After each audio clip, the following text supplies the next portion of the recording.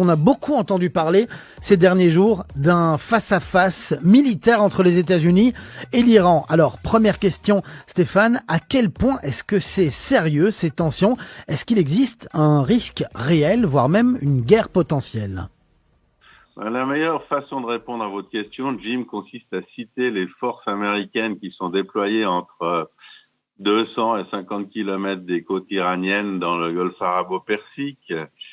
On trouve 5 000 soldats américains en Irak, 13 000 au Koweït, 7 000 à Bahreïn, 10 000 au Qatar avec des missiles antiaériens, 5 000 aux Émirats arabes unis avec des avions furtifs B-35. Ça, c'est environ 40 000 boys qui se trouvent en permanence dans la région et qui ont été rejoints par 4 super bombardiers B-52 qui sont d'ailleurs passés, on les a vus, au-dessus d'Israël sur leur route vers le Qatar il y a quelques jours. Et surtout, ils ont aussi été rejoints par le porte-avions USS Abraham Lincoln. C'est 90 avions emportés, c'est 6 000 soldats, 3 000 marins et 3 000 aviateurs, 4 navires d'escadre, en tout près de 9 000 hommes sur cette escadre et ce bateau, donc 50 000 hommes face à l'Iran. Et puis on souligne quand même, parce que c'est pas pour faire un cocorico, mais c'est pour dire qu'on suit vraiment l'actualité, c'est à Bruxelles-Metula qu'on a annoncé l'entrée du Lincoln et d'un autre porte-avions dans la Méditerranée. Ensuite, le Lincoln a traversé le canal de Suez pour se porter dans le golfe arabo-persique. Et puis en face, Jim, côté iranien, on menace. Si l'Amérique tente quelque chose, on la frappera à la tête. Et la nuit dernière, la déclaration de l'amiral Hossein Anzadi, les jours de la présence des forces américaines dans le golfe arabo-persique sont terminés.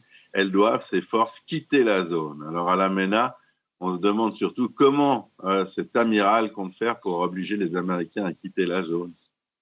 Alors Stéphane, si on revient sur ces derniers jours au niveau de la récente montée de la tension, qui a fait monter la sauce? Est-ce que c'est Téhéran ou bien est-ce que c'est Washington?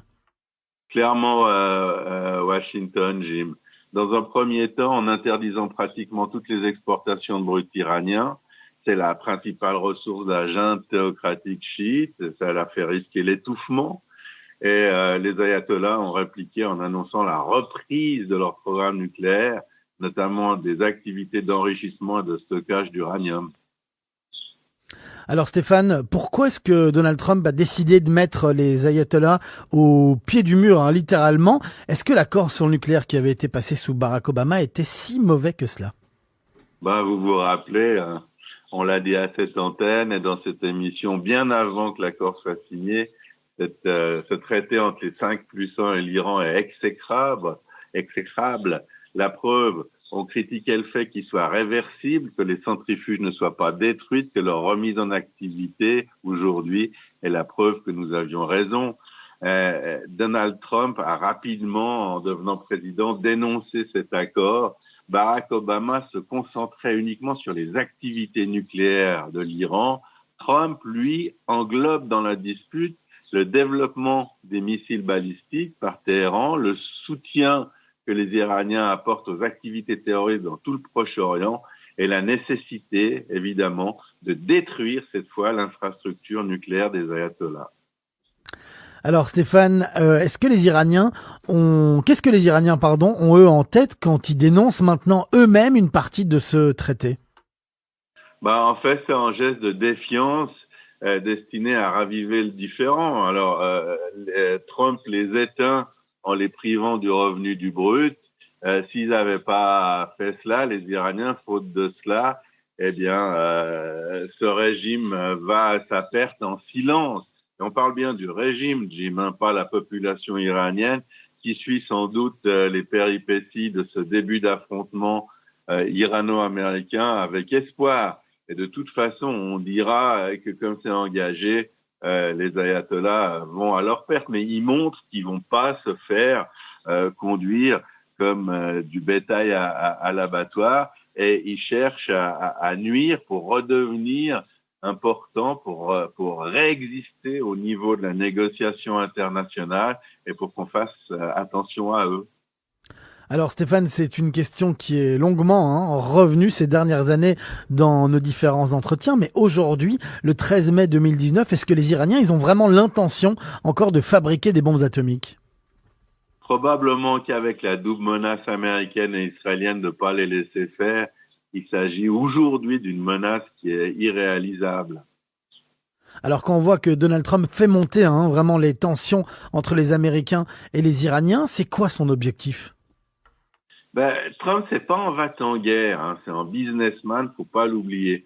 Mais contrairement à ses prédécesseurs, il a conscience de la puissance de l'Amérique et il sait en jouer. Il fait ce que nous critiquions dans cette émission Bruxelles-Mettoula pendant les négociations en vue de l'accord. Il exerce une très forte pression diplomatique et militaire sur ses adversaires. Il prend l'initiative en vue de les faire admettre ses points de vue.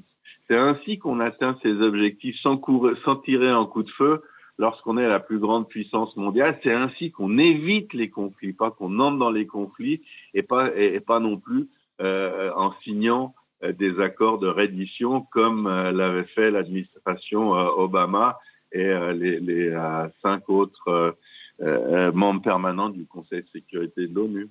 Alors Stéphane, vous nous parliez de la puissance américaine. Il se passerait quoi concrètement en cas de conflit? Qui l'emporterait et comment ça pourrait se dérouler surtout?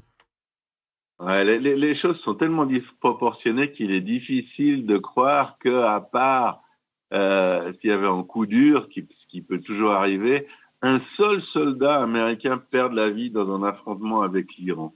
Téhéran n'a strictement rien à opposer aux Yankees.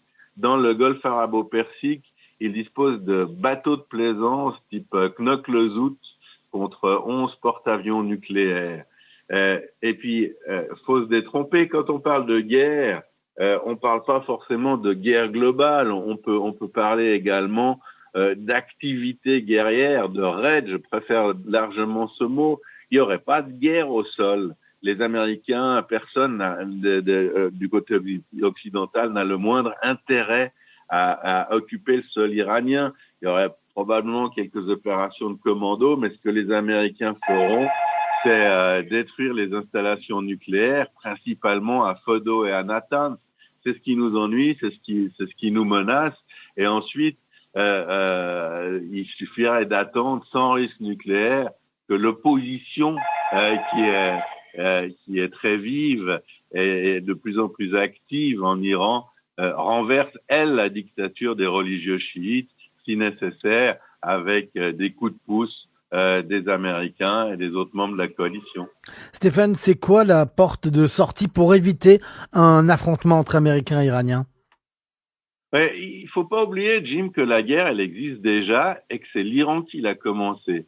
En participant à la guerre au Yémen, en Irak, en Syrie, en occupant le Liban par proxy chiite interposé, je pense évidemment au Hezbollah, et en finançant le Hamas et le djihad palestinien à Gaza. Pendant ce temps, les Américains n'ont effectué aucun acte de guerre. Donc l'effusion de sang, elle existe déjà aujourd'hui.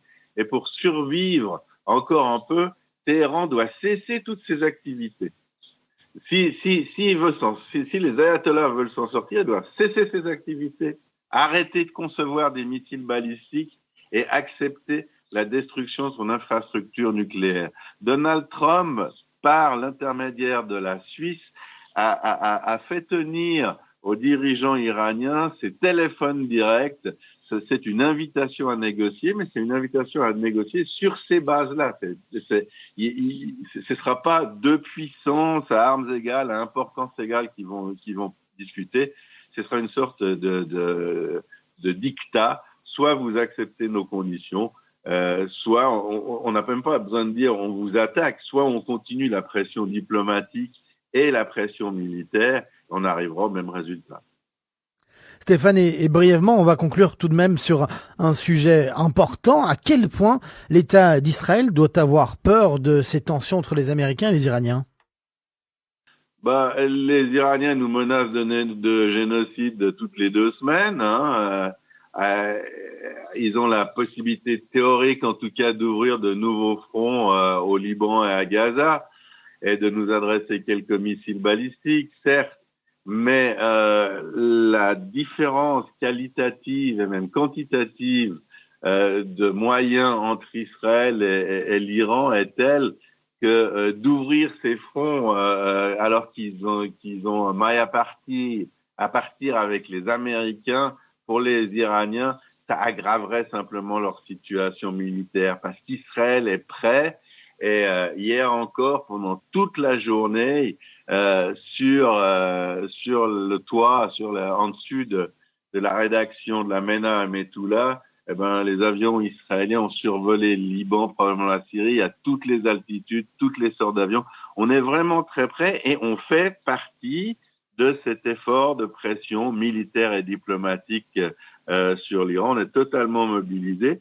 Il se passe quelque chose et à nouveau, pour une fois, comme cela doit être fait quand les choses sont pensées intelligemment et à l'avance, eh bien, c'est le camp occidental qui a pris l'initiative et le régime dictatorial violent et féroce des Iraniens qui est sur la défensive.